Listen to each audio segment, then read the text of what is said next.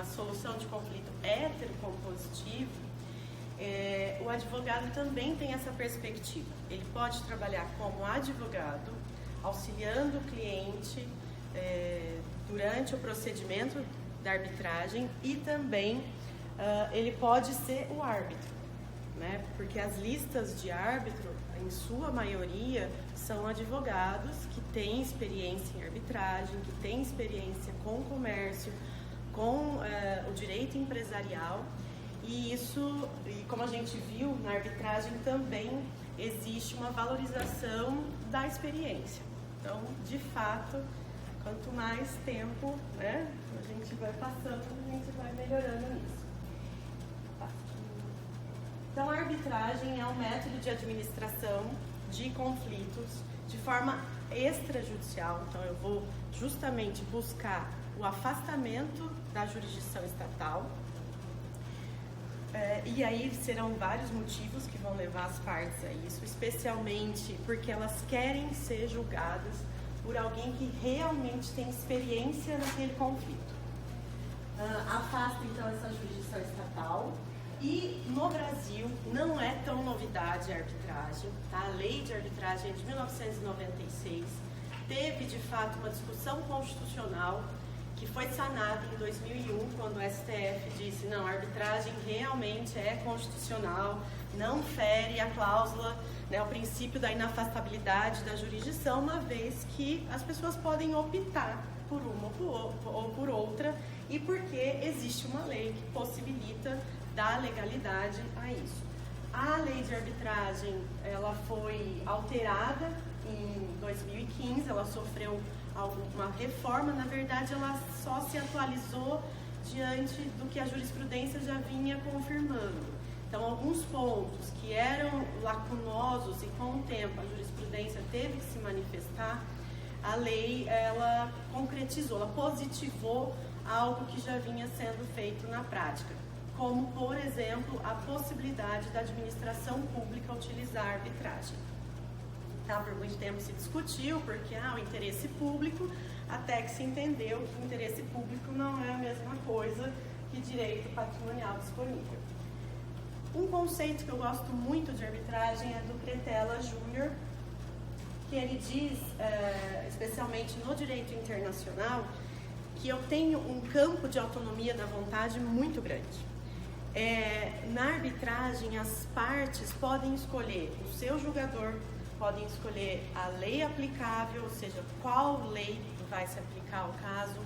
Elas podem escolher em que língua vai ser o procedimento arbitral, qual a nacionalidade dos árbitros. Isso traz segurança para as partes. Quem é o árbitro? O árbitro vai ser um terceiro escolhido pelas partes. Então, por isso a autonomia da vontade e ao mesmo tempo confiança. Porque na arbitragem, que pede ser heterocompositiva como o judiciário, no judiciário a gente não escolhe o juiz. O juiz está ali à disposição, tanto que ele também não pode se negar a receber ou a praticar atividade jurisdicional. O árbitro, ele é escolhido pelas partes. Eu tenho uma confiança no árbitro e isso faz com que eu não possa recorrer da decisão do árbitro. Você escolheu, não pode ficar arrependido. E aí, por que da arbitragem? Por que a arbitragem ela é tão já conhecida no âmbito internacional? Ela é tão já praticada no comércio internacional? Porque no comércio internacional eu tenho alguns agravantes. Dentre esses agravantes olha, eu vou submeter o meu caso, então uma empresa brasileira faz um contrato com uma empresa alemã. Será que a empresa alemã vai querer se submeter à legislação brasileira? Será que a empresa alemã vai querer se submeter ao judiciário brasileiro? Qual o conhecimento que o advogado da empresa alemã, os próprios dirigentes da empresa têm do nosso sistema? Qual o conhecimento que o advogado brasileiro tem do sistema alemão? Quanto custa para uma empresa brasileira, se tiver um problema nesse contrato, um conflito, quanto vai custar bancar um processo na Alemanha? Então, dentro do comércio internacional, a arbitragem não é nenhuma novidade e ela é utilizada em quase a totalidade dos contratos. Raramente se tem um contrato internacional que não tem uma cláusula compromissória de arbitragem. Então, aqui, até em alguns casos, como casos envolvendo direito marítimo, né, o transporte marítimo, que a nossa Carolzinha aqui entende bastante, os casos envolvendo combustíveis, petróleo, a própria Petrobras, ela utiliza cláusulas compromissórias nos contratos.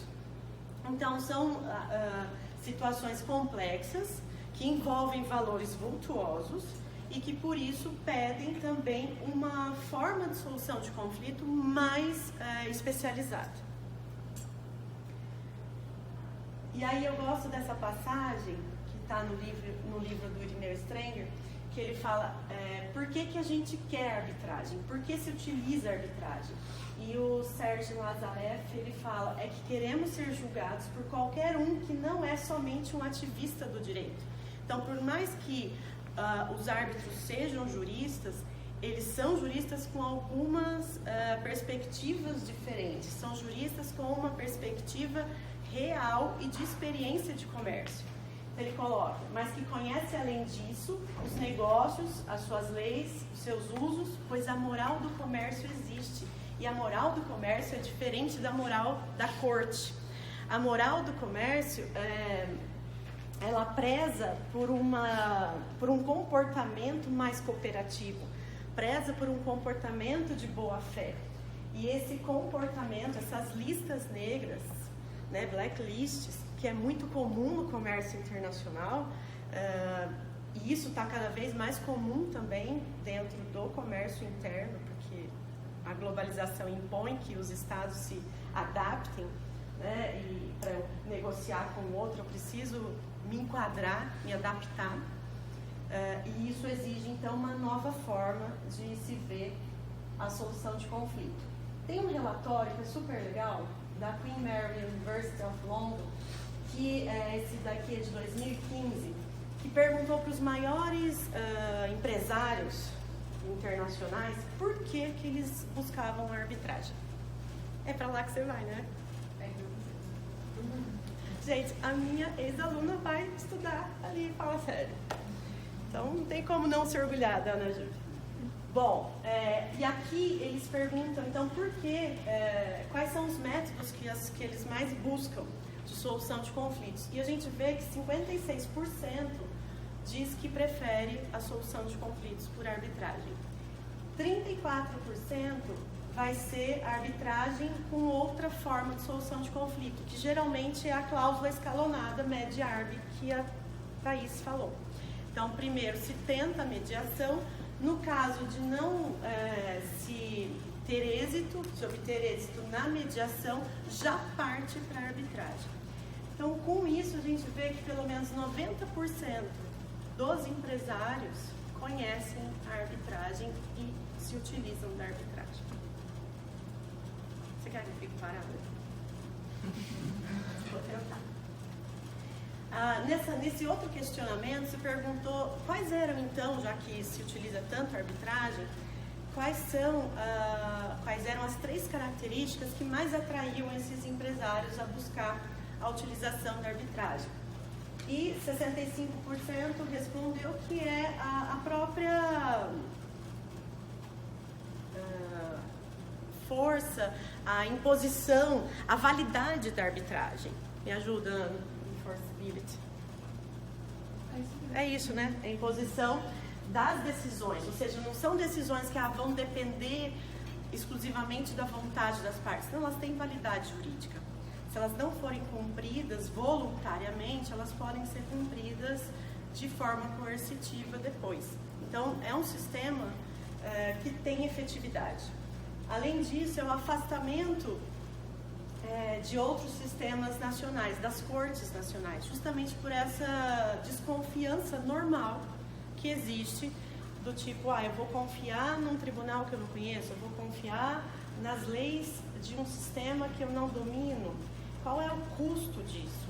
Então, afastar a jurisdição nacional é uma das coisas que mais chama a atenção do empresariado, de quem utiliza a arbitragem. A flexibilidade do sistema. O nosso Código de Processo trouxe uma nova visão dos negócios jurídicos processuais, das convenções processuais. E isso não era nenhuma novidade. A flexibilização do procedimento não é nenhuma novidade para quem estuda arbitragem. Então, o código começou a se adaptar também, a se modernizar, verificando que cada caso tem o seu jeitinho de ser. Eu gosto muito de um artigo do Eduardo Talamini, que ele fala um processo para chamar de seu. Você coloca os negócios jurídicos processuais de forma a modificar o procedimento para se encaixar na necessidade do caso concreto. E isso sempre foi feito na arbitragem.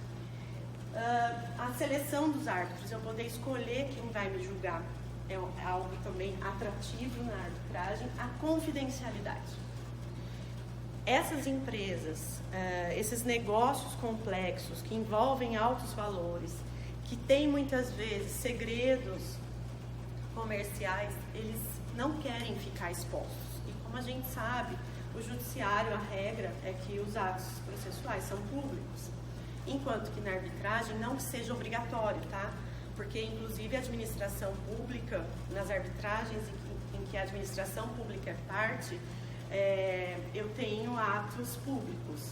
Não é que é público, mas eu posso ter acesso a esses documentos, desde que não sejam também resguardados pelo... Não, eu estava falando de você porque a gente fez a aula disso. Nós fizemos dois módulos do Carmona disso, então a gente sabe alguma coisinha. Então, assim, são várias características interessantes que fazem com que a arbitragem realmente se desponte como um método de solução de conflito atrativo para o comércio. Vocês vejam uma coisa que todo mundo acha que a velocidade, a rapidez, a celeridade da arbitragem não é uma coisa que chama tanto atenção assim. Só 10% dos entrevistados disseram, olha, eu busco a arbitragem porque ela é mais rápida. Então não é exatamente isso que me faz ir para a arbitragem, porque hoje a arbitragem tem uma média de duração de 2 anos, 2 anos e meio. Ela não é igual a lei fala lá, que se as partes não convencionarem vai ser de 6 meses. Não, porque são casos complexos, não dá para resolver em 6 meses. Então a arbitragem ela é mais rápida que o judiciário, com certeza, mas não é o que leva as pessoas, o que leva as empresas a buscarem a arbitragem.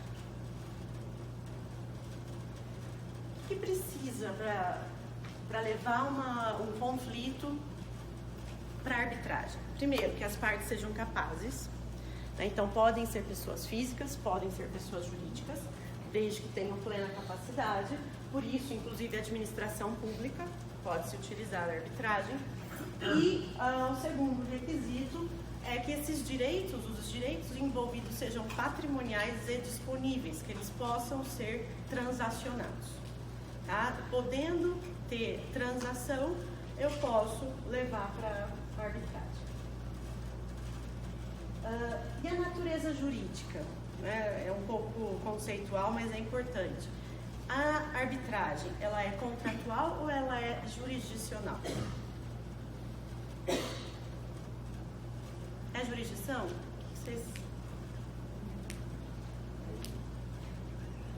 Eu já dei a resposta, né? Eu preciso aprender a fazer aquele negocinho vai falando devagarzinho. Acertou! Vai ganhar um bombom. Gente, ele tá com um bebezinho recém-nascido quantos dias? 3. 3 dias, é a maior fofura. Parabéns, Felipe. Viu? Deixa desconcertado também. Ela tem uma natureza, e isso é muito legal, na verdade, a discussão do aula de processo também. O Marinoni e o Didier quebram um pau em relação a isso. Podem olhar os livros. O Didier fala que a arbitragem é jurisdição. Marinoni diz que jamais que é jurisdição. Tá gravando, né? Aqui o que importa para nós é híbrida. Tá? É híbrida por quê? Porque as partes começam pelo contrato. Elas contratam, elas acordam em utilizar a arbitragem. Então, o direito é uma opção do indivíduo. O poder de dizer o direito, aí passa a ser do árbitro. Então, por isso o aspecto jurisdicional. É o árbitro que vai dizer o direito. E, por fim, eu não tenho a exclusão do Estado, porque o uso da força foi garantido como monopólio estatal. Então, se essa decisão eventualmente não for cumprida voluntariamente, eu ainda precisarei do judiciário, porque é só o judiciário que tem o poder coercitivo. Okay? A arbitragem ela pode ser ad hoc ou institucional. Ad hoc é quando eu escolho especificamente o árbitro e ele vai fazer todo o gerenciamento da arbitragem. E a institucional é quando eu utilizo uma instituição, uma câmara de mediação e arbitragem. Quanto ao direito aplicado, pode ser o direito escolhido pelas partes, então pode ser uma lei, um tratado, como pode ser por equidade. A questão aqui é que por equidade você tem muita confiança no árbitro, porque você está entregando para ele a possibilidade de julgar sem ter vinculação com algum sistema positivo. E a arbitragem envolvendo a administração pública, por isso, não pode ser por equidade, né? Existe essa limitação. E quanto à nacionalidade, a arbitragem pode ser nacional ou estrangeira. A nossa lei de arbitragem, ela vai falar, olha, é nacional a arbitragem se a sentença for proferida em território brasileiro. Se ela foi proferida em outro território, ela vai ser estrangeira. Qual é o impacto disso? O impacto é que essa sentença, se ela for estrangeira, ela vai precisar passar por homologação no STJ, como qualquer sentença estrangeira. Não é porque é uma sentença arbitral, é porque é uma sentença estrangeira. Então, ela vai precisar passar por homologação no STJ para entrar no ordenamento jurídico brasileiro. Quem pode ser árbitro? Qualquer pessoa capaz. Precisa fazer curso, professor? Não. Precisa carregar uma carteira com o brasão? Não. Pelo amor de Deus, inclusive não façam isso. Isso envergonha os arbitraristas. Então, assim, qualquer pessoa natural, capaz, civilmente, pode ser árbitro. A instituição de arbitragem é o árbitro?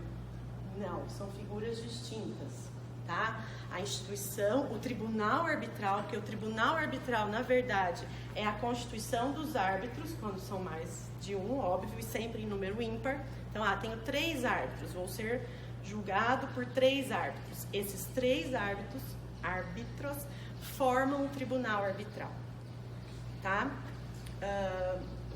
O árbitro, ele tem que zelar pela igualdade das partes, ele tem que ser imparcial. Por mais que ele seja escolhido pelas partes, e no caso de 3 ou mais, geralmente uma parte escolhe um, outra escolhe o outro, e depende do regulamento da Câmara de Arbitragem, então não pode ter preguiça em ler o regulamento. Na hora de dar assessoria para o cliente, a consultoria, vamos colocar uma cláusula compromissória no seu contrato, cliente. Ótimo! Então, primeiro, advogado, leia o regulamento da Câmara que você quer colocar. Porque ali vai estar disposto como se escolhem os árbitros, qual o valor dos honorários, em caso, como se dá o início, o procedimento, a língua, enfim, tudo o que diz respeito. Se as partes podem contratar de forma diferente, mas se escolherem uma instituição, tem que ler o regulamento. E tem que ver a questão das custas também. O árbitro, ele tem, então, a obrigação muito próxima do juiz, por isso que também tem um caráter jurisdicional. Ele tem que zelar pela igualdade das partes, ele não pode ter vínculo com as partes. Então, as mesmas regras de impedimento e suspeição que a gente tem no judiciário se aplica ao árbitro.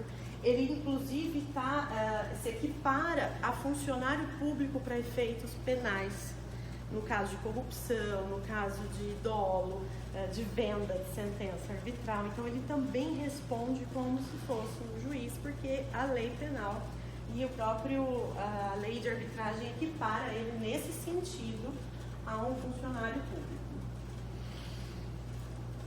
Eu não falei das táticas de guerrilha.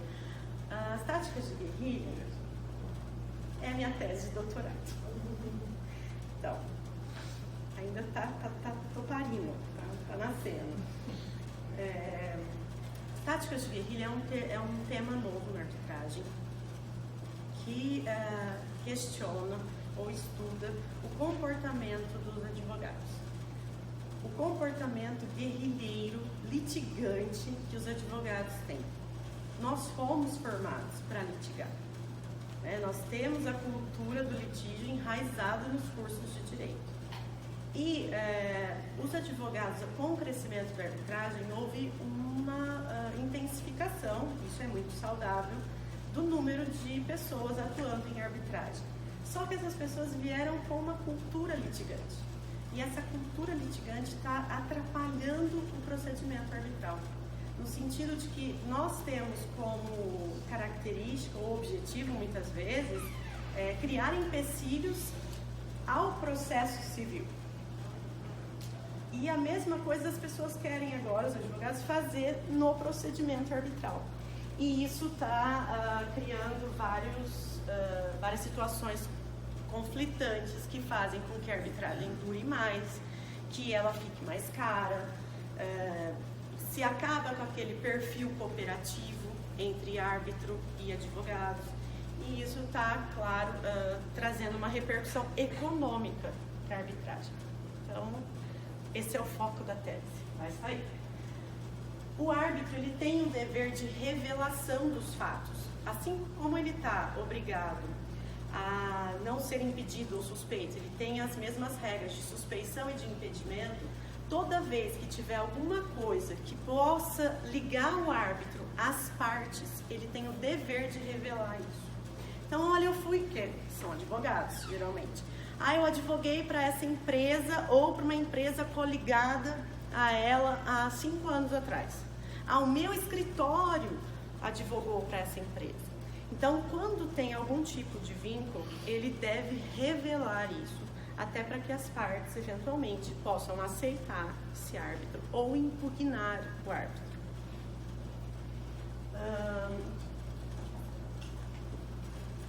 E o árbitro, ele é juiz de fato e de direito. Então, ele vai conhecer os fatos, ele vai dar o direito, ele vai fazer a jurisdição, ele vai dar uma resposta definitiva àquele conflito que foi trazido pelas partes.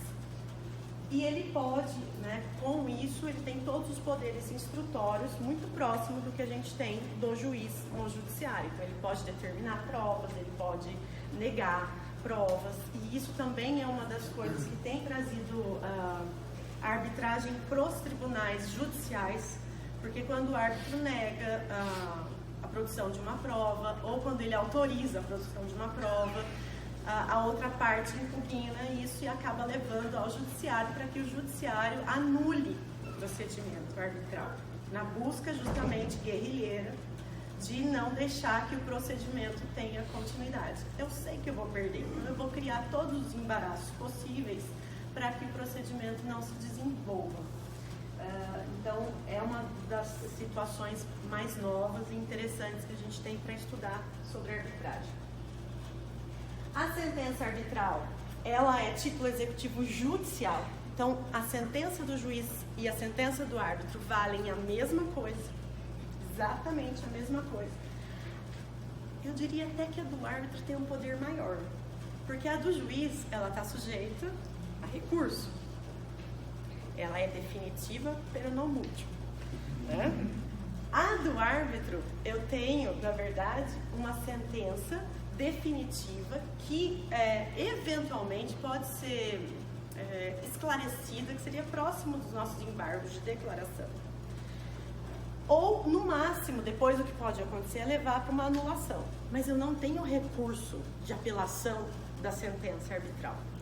Então, a sentença arbitral, ela é título executivo reconhecido pela nossa lei, tá? Tanto pelo CPC quanto pela lei de arbitragem. Ela não precisa de homologação do judiciário. Eu não preciso pegar a sentença arbitral e levar para um juiz confirmar. Isso só vai acontecer se ela for estrangeira, mas porque é um requisito legal de que toda sentença estrangeira passe pelo STJ, não porque ela é arbitral. Então, jamais a gente pode falar, a sentença arbitral depende de homologação judicial. Isso foi há muito tempo atrás, foi na minha época. Tá? Foi antes da lei de 96. Não, mentira, né, Fábio? A gente entrou em 99.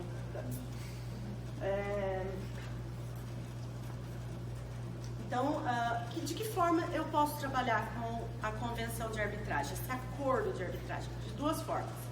Pela cláusula compromissória de arbitragem, onde eu ainda não tenho conflito, eu estou, na verdade, na fase do namoro, contratando, elaborando um contrato, e já prevejo nesse contrato que, se houver conflito futuro, a melhor forma de resolver esse conflito é por arbitragem.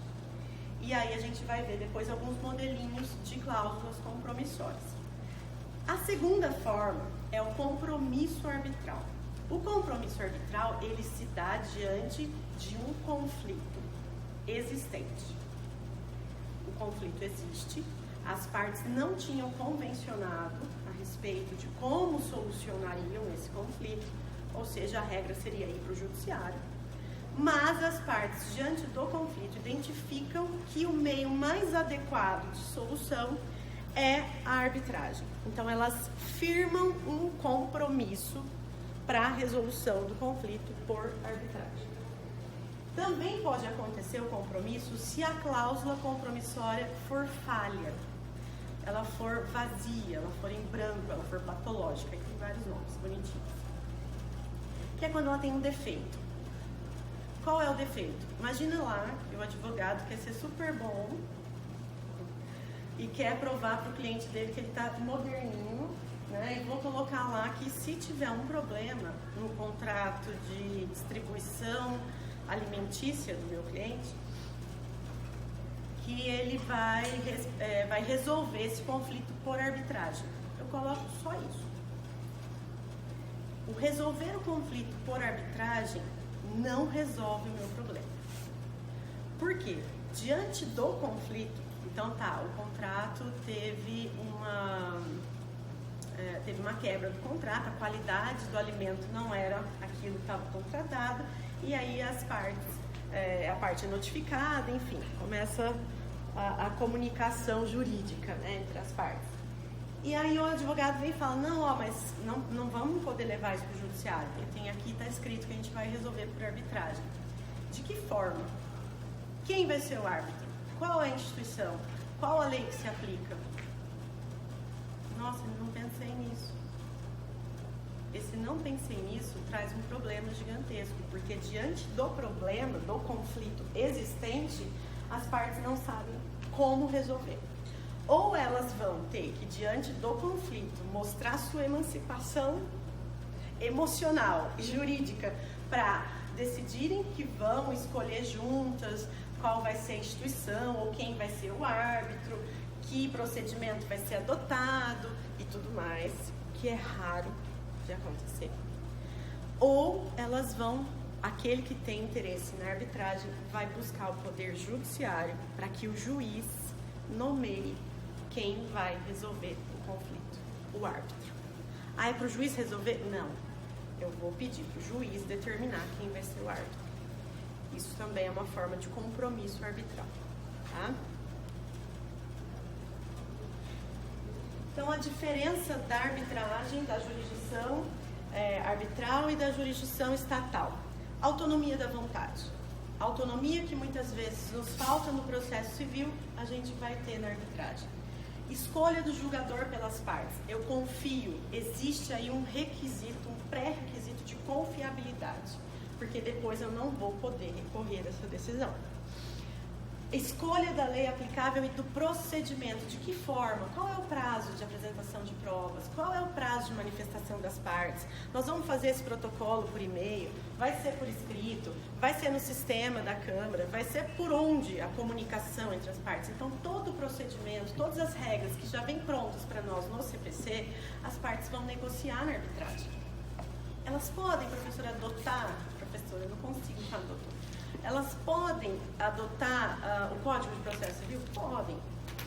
Mas raramente vai ser assim, vamos adotar o Código de Processo, porque ele é complexo, eu quero algo mais rápido, eu quero algo mais personalizado. É mais VIP a arbitragem, entendeu? A celeridade do julgamento, por mais que não seja tão rapidinha, assim, express, ela é mais rápida que o judiciário. A gente tem o CNJ em números que nos mostram que o judiciário leva em torno de 8 anos, mais ou menos, para resolver um conflito. E na arbitragem a gente tem uma expectativa por pesquisas de que leva em torno de 2 anos. Então já reduz bastante. E a especificidade do julgamento, que é o que mais leva as pessoas a buscarem a arbitragem. Eu ter um julgamento em que eu tenho a segurança de que eu estou sendo julgado por alguém que realmente entende do meu conflito. Tanto que o árbitro, lembra, a gente falou ali, pode ser qualquer pessoa capaz. Não quer dizer, ali não está escrito bacharel em direito. Eu não tenho requisito de que o árbitro seja bacharel em direito. Pode ser um médico, pode ser um engenheiro, pode ser o seu Zé, pode ser o seu Zé. Se as partes confiarem no seu Zé, pode ser o seu Zé. Tá? Importância da arbitragem também, trazendo um pouco de estatística para vocês.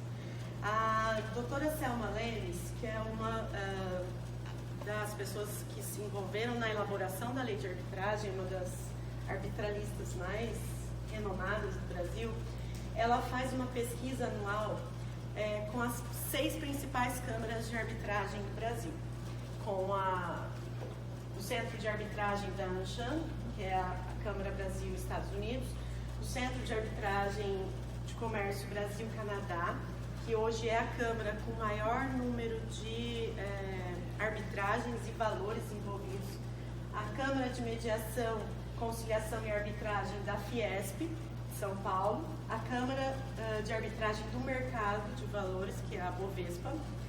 No Rio de Janeiro, ela trabalhou com a da FGV e em Belo Horizonte com a da Camargo. Então, essas 6 câmaras nos revelam que em 2010 a gente tinha 128 novos casos. Em 2017, isso foi para 275.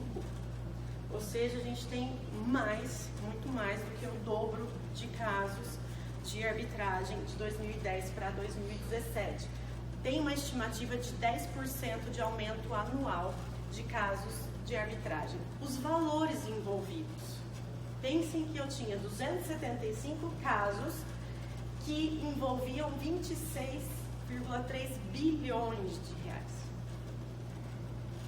Então, assim, ninguém vai numa arbitragem para discutir Milão. Tá?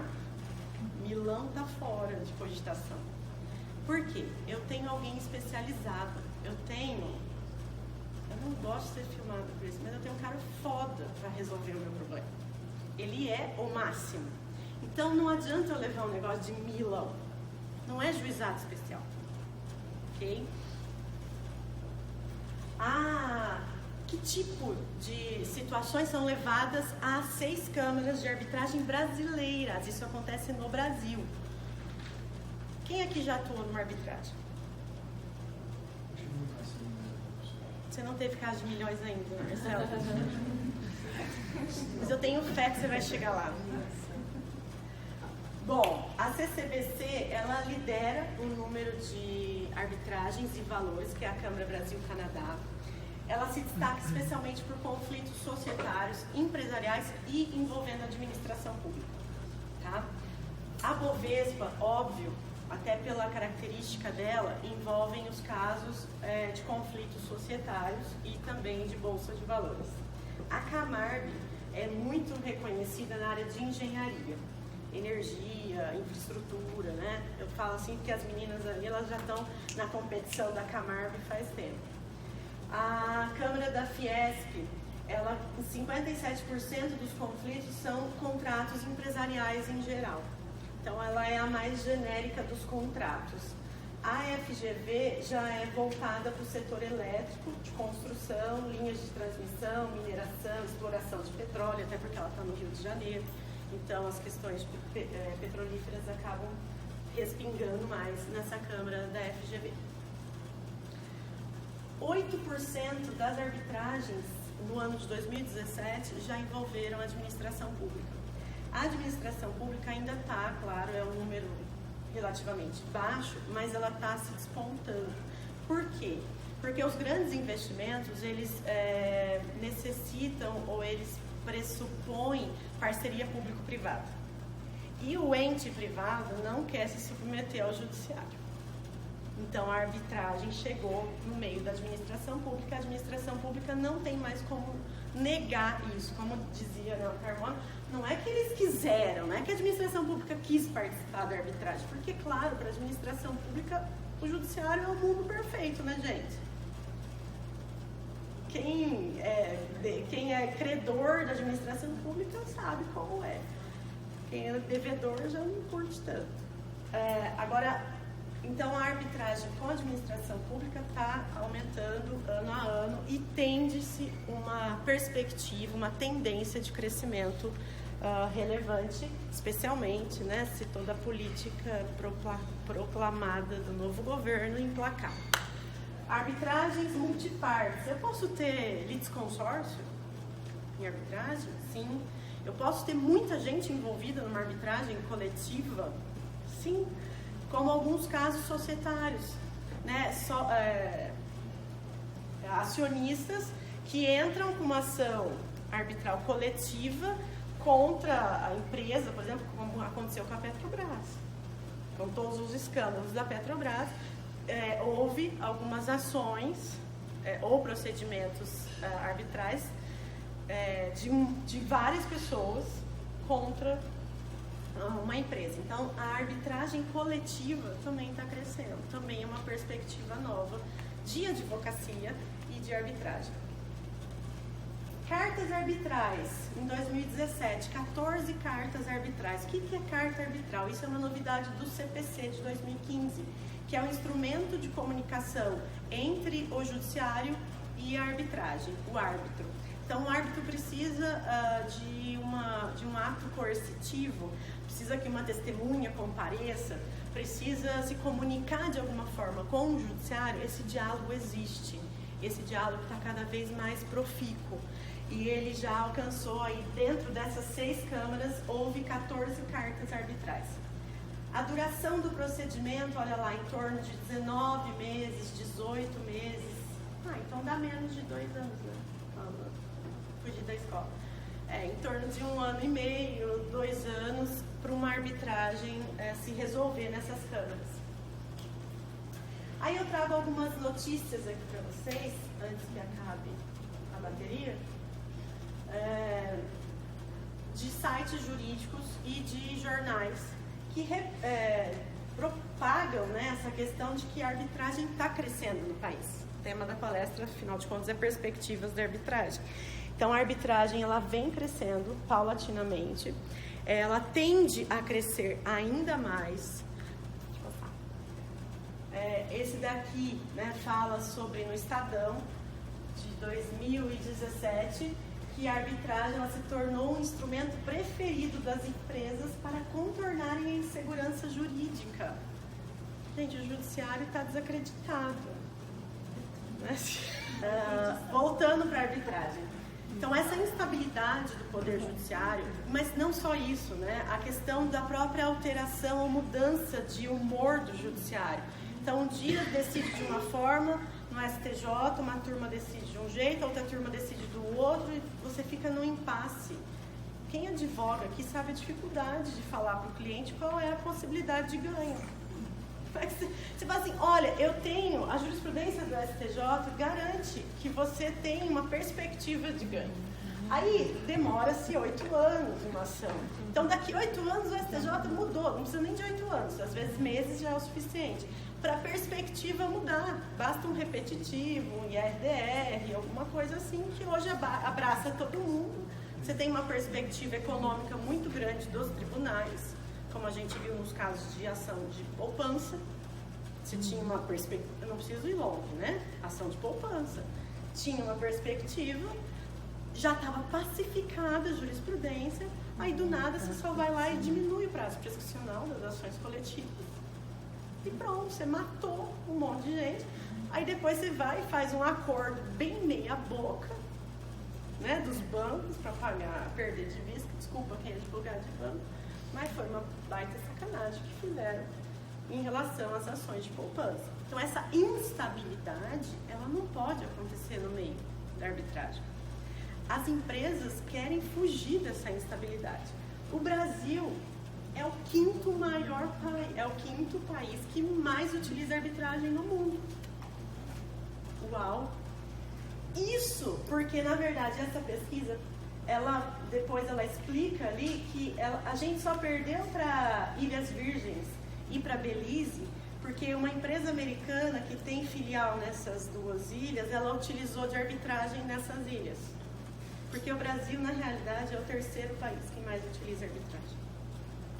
E cadê isso que não chegou para mim, né, Marcelo? Cadê? Caramba, é o terceiro!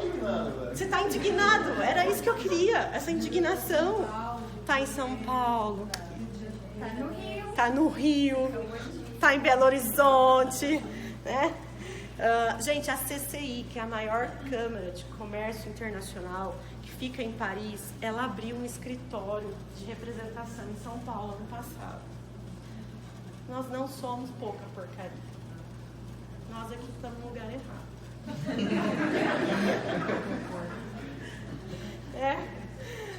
Por isso que eu falo assim, ganhem asas e vão voar para longe daqui. Ou vamos trazer isso para cá, que eu não estou a fim de sair de Londrina, né? Eu tenho uma pitica aqui, o Fábio não vai deixar eu levar ela embora. Então eu tenho que ficar em Londrina. Eu sou professora, servidora pública, estou com a vida ganha, não posso sair daqui. Então vamos trazer arbitragem para cá, vamos trazer mediação, vamos entender que é um mundo que existe, que é um mundo possível, que é um mundo que dá lucro e que é necessário que nós nos aperfeiçoemos. Sim, vamos ganhar dinheiro? Cresce o número de procedimentos arbitrais iniciados por ano em 2018. Não estou inventando, juro para vocês. A arbitragem cresceu e deve aumentar a importância no próximo ano, 2018. Tem reportagem de 2019, perspectiva para arbitragem e resolução de disputas em 2019. Só está que cresce o negócio. Mas vamos chegar na parte do custo? Por que as pessoas têm tanto medo da arbitragem no interior? Porque nós somos mão de vaca, né? Também tem isso. A arbitragem é barata? Não. Não é barata, tá? Por que ela não é barata? Porque eu tenho alguém julgando que vai se dedicar exclusivamente para o meu caso e é alguém que tem muito conhecimento. E desculpa, quanto mais conhecimento você tem é porque mais tempo você ficou sentado, estudando, ganhando, né? Você investiu. A Marizinha, a Mari faz um monte de curso, eu não sei como essa menina dá conta de ver tanta coisa que ela está fazendo. Ela vai valer, ela tem que valer o investimento que ela faz no conhecimento dela. Então, não que o juiz não tenha conhecimento, não que o juiz, mas ele tem o salário fixo dele por mês, ele tem uma perspectiva, é uma prestação jurisdicional, uma prestação de serviço público. É diferente. Aqui na arbitragem eu vou escolher o árbitro, eu vou escolher alguém e é óbvio que esses honorários vão ser altos. A análise econômica da arbitragem, que é um tema também super legal, que a gente tem essa dificuldade de fazer a associação de direito com a economia, mas a gente precisa ficar cada vez mais atento a isso. A arbitragem não é barata. Bom, ok. Mas quanto me custa levar um processo por 8 anos? Quanto custa para a empresa ficar 8 anos esperando por uma expectativa de direito? Quanto custa para uma empresa fazer um precedente contrário a ela? Isso custa pra caramba. Imagina uma empresa de telefonia. Quanto custa para ela um precedente negativo? Vai ter uma enxurrada de ações. Quanto custa para a Caixa Econômica Federal um precedente negativo? Chegou no STJ, chegou no STF, recurso repetitivo, filho, já era. O prejuízo, muitas vezes, é incalculável. Na mediação, foi bem legal a tua fala, de evitar o precedente. Na arbitragem também tem, porque ela é sigilosa. Eu não vou criar precedente. Então, a análise econômica passa por esses custos de transação, por essa perspectiva muito além do que está exatamente ali o custo envolvido. A custa processual é bem mais baixa que os custos de um procedimento arbitral, isso eu garanto para vocês. Mas, quanto custa a repercussão de um precedente?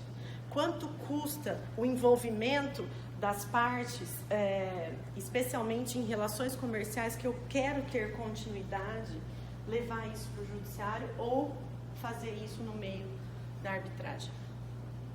Então, essa análise, o tempo envolvido, a insegurança no julgamento.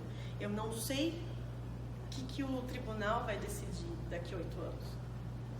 Mas o árbitro, eu sei quem ele é. Eu escolhi ele.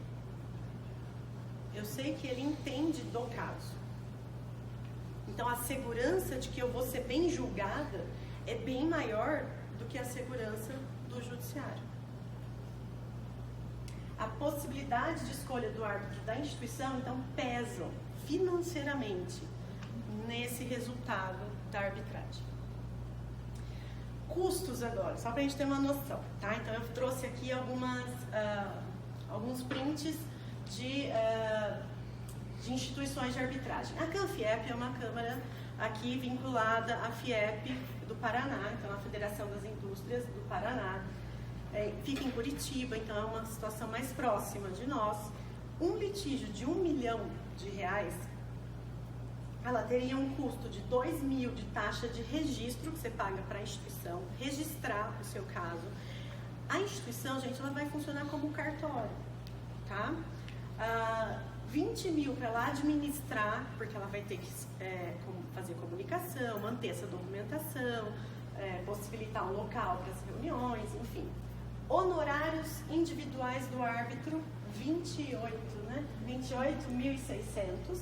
Um total de despesas para um litígio, então, de R$1 milhão é de R$50 mil. É muito longe do judiciário ou está próximo? É longe, né? Quanto dá em custas hoje? É que o Paraná também as custas são baixas. É isso que eu ia falar, o Paraná é exceção, né? São Paulo 2% vai dar 20 mil. É 20 mil? 2%? 20 mil. Vai dar uns 2 e um pouquinho. Paraná é irrisório honorários, né? Quem advoga em São Paulo sabe que é outro grau. Se for para o tribunal, aí, com certeza a ação vai para o tribunal, aí dobra. Dobra 5%, 7%, é absurdo até lá. 4%, eu acho que na época que eu advogava em São Paulo, era absurdo. Uma vez eu preenchi um cheque de R$70 mil de custas de apelação, sabendo que eu ia perder a apelação. Mas o cliente queria apelar, então eu fiz o que eu tinha que fazer. Mas foi 70 mil assim que eu falei, dá pra mim. Tipo, tá entregando pro tribunal, nós não vamos ganhar, moço. Não tem chance de ganhar, a jurisprudência é desfavorável. Bom, na CAMES, que alguns colegas da comissão participam da CAMES, eu trouxe aqui também, olha, de 1 milhão a 1 milhão e 200, a taxa de administração é de 16 mil e os honorários do árbitro 40 mil. Então daria 56 mil lá dentro da CANFIEP, mais ou menos. A CCBC, que é a Câmara Brasil-Canadá, olha que o nível é outro. Então vamos lá, árbitro único, taxa de registro 4 mil, taxa de administração, cada parte vai pagar 52 mil. 104 mil, 105 mil de administração. Por quê? Porque é a Câmara mais famosa, é a instituição mais consolidada no Brasil. Você quer mesmo levar o negócio para lá? Não adianta então ser de 1 milhão. Porque você vai pagar quase mais caro no molho do que no peixe. Honorários do árbitro único, cada parte vai pagar 47.250 para o árbitro. Cada parte. Estão gostando desse árbitro? Total, 103 mil para o requerente, porque 103 mil porque ele vai pagar a taxa de registro. E 99.750 para o requerido. Então, só aqui a gente vai ter 200 mil reais de custas. Fora o que você vai pagar para o seu advogado. Que o advogado também, num caso desse, vai cobrar um valor bem condizente com a complexidade e com os valores envolvidos. Ou seja, uma vez eu vi uma palestra da Estela Basso, que era vice-presidente da Câmara Brasil-Canadá. E ela falou assim, não adianta levar coisa de 1 milhão para a Câmara Brasil-Canadá. Tem que ser coisa muito mais alta. Porque senão não vale a pena. E aí, isso numa situação dessa, numa empolgação, a gente vai lá e põe a cláusula Brasil-Canadá. Na hora do conflito, aí o cliente quer te pegar, né? E você faz o quê? Você já escolheu a arbitragem, você tem uma cláusula compromissória. Posso dar uma de Zé Mané e levar para o judiciário? Hã? Faz uma declaração de pobreza, isso? Vai ser condenado mais rápido. Bom, gente, hoje o CPC dá uma saída. Antes ele não dava. O CPC de 73 é assim, você escolheu a arbitragem, azar seu, vai resolver sua vida lá. Se você está pobre agora, tenta autocomposição. No CPC de 2015, se o autor entra, né, com a ação e o réu, no momento da contestação, não alega a cláusula compromissória, o juiz vai entender que houve uma prorrogação da competência. E aí eu vou mandar isso para o judiciário. Agora, se o réu vem e fala, não, temos uma cláusula compromissória e eu quero que ela seja cumprida, o juiz vai extinguir o processo. Porque ele não tem competência para analisar. Uma vez um colega aqui de Londrina me consultou, que era um contrato de franquia, e aí ele falou assim, o valor é muito alto para esse negócio de arbitragem. E agora, o que eu faço? Meu cliente quebrou, ele não tem condições de pagar. Eu falei assim, olha, dá uma de Zé Mané e entra com a ação. Já que o seu cliente está quebrado, pede assistência judiciária gratuita, né? E vê no que vai dar. Porque se a outra parte alegar a cláusula compromissória, você não tem o que fazer. É o jeitinho brasileiro, né? Camarb. Da Camarb, a gente tem uma taxa de administração para árbitro único de 13.300, o árbitro 37.000, total de despesas 50.000. Então, gente, vocês vejam que para R$1 milhão, a média mais baixa é de uns R$50.000 de despesas. Tá? Não é barato, efetivamente, mas por uma análise do que está em jogo e do que pode estar em jogo, é que a gente tem que ver justamente o que a Thaís falou. A adequação. É o método adequado para resolver o conflito do cliente? Economicamente, juridicamente, em termos de relacionamento do meu cliente? Tem que ser levado em consideração. Aqui tem algumas cláusulas padrão que as próprias instituições de arbitragem trazem, tá? Modelos. Então também, às vezes, não precisa ficar quebrando tanta cabeça. Você pode consultar essas instituições e formar, claro, a sua cláusula, ou se você vai utilizar a instituição, já usa a cláusula no modelo da Constituição, adaptando para o seu caso. Então essa é uma cláusula padrão que fala que qualquer litígio vai ser levado à Câmara de Comércio Brasil-Canadá de acordo com o seu regulamento. Quantos árbitros você quer, se é 1 ou se é 3, pode ir. Aí tem uma cláusula que é mais detalhada, que aí aqui você vai falar também qual vai ser a sede da arbitragem, qual o lugar que você quer. O procedimento será conduzido em qual idioma, então se tem partes estrangeiras, a lei aplicável. Tem a cláusula escalonada mediar, que primeiro prevê a mediação e depois, se não houver a solução, daí a gente passa para a arbitragem. E tem ainda a cláusula detalhada escalonada de mediar, ou seja, que prevê lei aplicável, idioma e que primeiro vai se resolver por mediação, depois por arbitragem.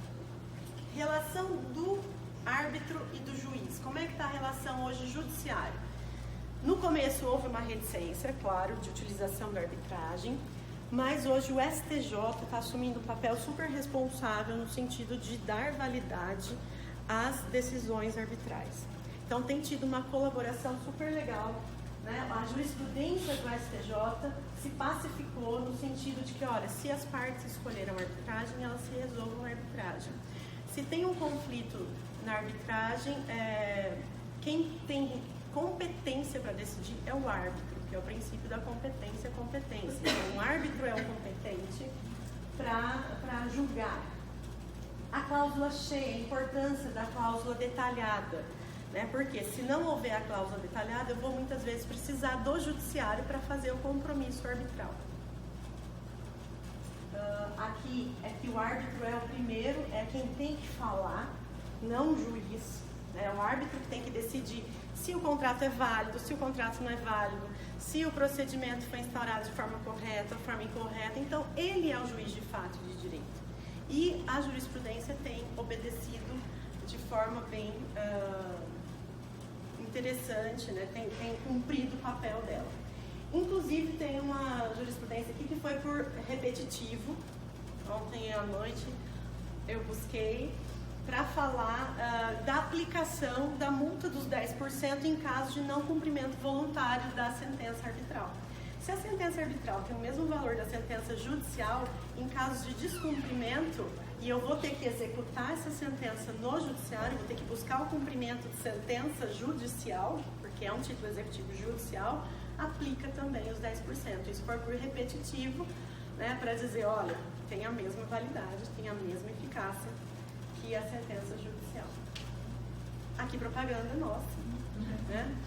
No passado, eu e o professor Tarcísio lançamos esse livro, Arbitragem em Evolução, está com 30% de desconto na editora, está saindo por R$86, vale a pena. É uma coletânea, é claro, marketing, é tudo, e eu sou árabe. R$86 o livro, é uma coletânea de autores super renomados. Então, assim, tem desde uma perspectiva da importância da arbitragem, histórico, tem a questão prática, tem a análise econômica do direito, que é o Luciano Tim, que é um dos nomes mais famosos do Brasil em análise econômica do direito, e vários outros, o Cláudio Finkenstein, de São Paulo, que é árbitro, inclusive no exterior. Então, assim, é um livro que vale a pena para quem quiser saber um pouquinho mais de arbitragem, e a gente enfocou na reforma da lei de arbitragem. Então, era isso. Muito obrigada.